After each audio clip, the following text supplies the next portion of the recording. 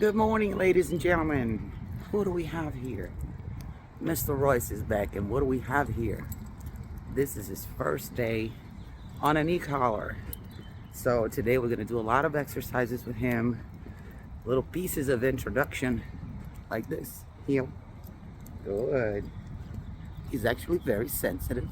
He's working in a very low level for now. But I'm going to show you guys how he's going to do. He's going to be a complete rock star on an e-collar. I can't wait. Right, Royce? Heel. Look at that. See? Very nice, huh? I'll show you guys throughout the day. Stay tuned. So, here we are at the dog park. And I took this opportunity because there's some guys over there doing some work. So, I'm going to test my boy over here. Now that he's on an e-collar. He does have a good recall already. But it's going to be a big test for him and see how he does. Look, he still holds that good reference because I've been doing this exercise with him without the e-collar. Let's see. Good job. I'm pairing, right? Now I'm pairing the whistle with the remote collar. Now look. Good boy. This is what I tell you guys all the time.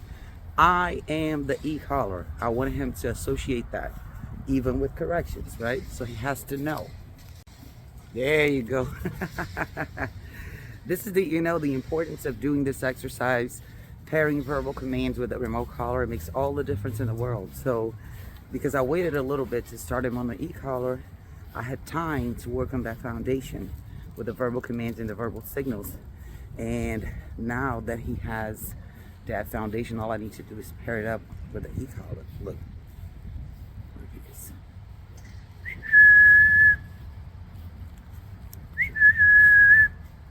Good boy. And this is his first day.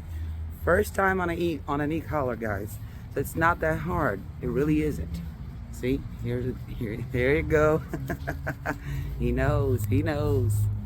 One thing to keep in mind, dogs get really tired when they start on a remote collar. It's a different stimuli, it's something new. So it's normal to see them get tired easily. Like you see right here, you rarely see him lay down. Look at him now. So this is a good thing. It means we're working his head. He's trying to figure this out, which is a good thing, and he's doing very well. Good job, big boy. Good job. That's how it goes. Now he's gonna get the ball. Watch. Good job, Royce. Good job. He's gonna go to the bathroom. He's doing very well. Where are we? Me and Thunder Boy Royce are out here for a little bit more social exposure. This is an area with a bunch of stores.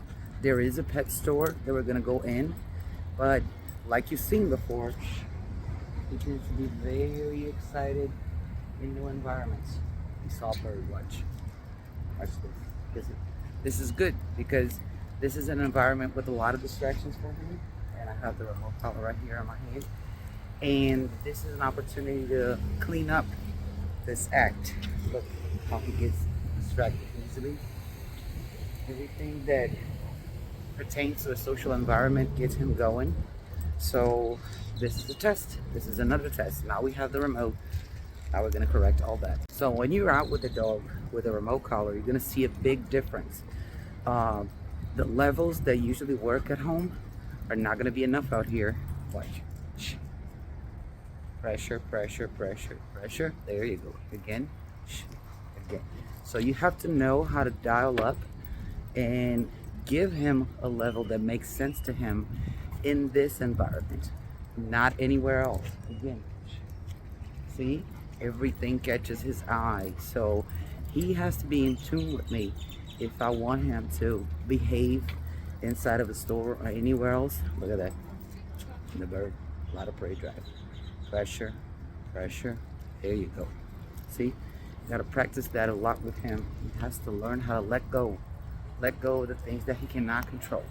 So when I talk about dialing up, I'm talking about navigating through the levels of the remote collar and finding the level that makes sense to the dog. the level that'll make him stop. Again, watch. Good. That's a good turn. Again, pressure. So you apply pressure, you let him get distracted, apply pressure, and bring him back in. You got to do this a whole bunch of times so the dog understands that he has to pay attention to you. It doesn't matter if there's people, birds, whatever. He has to stay right here. That's his job. And I still have to clean that up as well. So this is a good opportunity. Everywhere that there's a social environment, it's a good opportunity to train the dog. So while we're walking, it's a good time to clean up forward movement. If it's too forward, then you can tap and reposition him so he can be in the back, and you can sit him. Sit, Royce, sit. Good. Practice that, and give him time to stretch if he needs to. Look at that. He did that on his own, which is good. He defaults it down, which I never correct because I want this.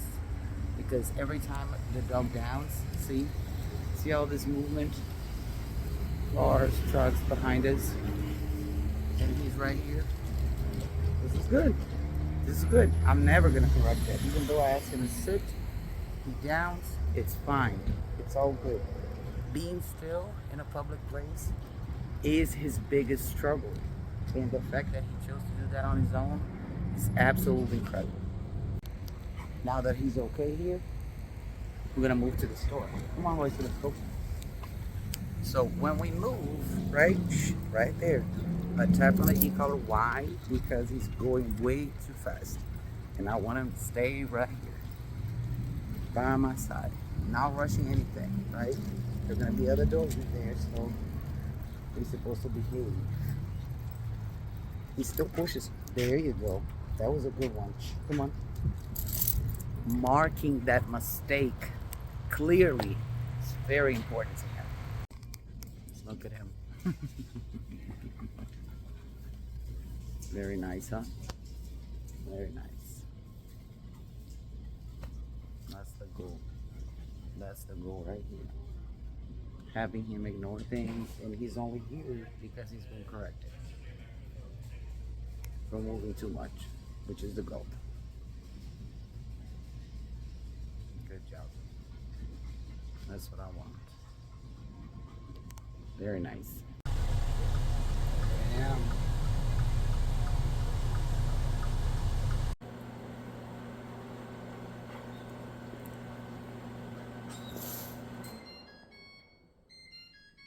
Oh, look at that food. Oh my gosh. That a boy. Look at that. Real meat, huh? All for you, baby boy.